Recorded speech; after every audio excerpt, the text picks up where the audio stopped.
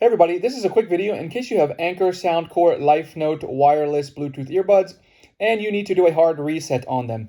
Now you might need to do a hard reset because they are not connected to your device, or they won't connect to your device, or they keep disconnecting, or sometimes you'll get in a situation where you're only getting sound out of one ear. Maybe sound is only coming out of the left ear or out of the right ear, or any other sort of problems where the earbuds are not working properly. A hard reset can fix a lot of these issues, and it's very easy to do.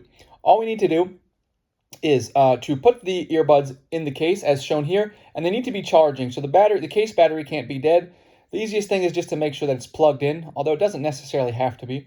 And then while they're loaded in to the case, we're going to come in behind and we're just going to press and hold on each of the buttons on the back of the earbud. And we're going to press and hold them for several seconds. And after about 5 seconds, you will see the indicator light here will blink red, and then it will go back to white. And that means that the reset has been complete, and then you will need to repair them with whatever device you want.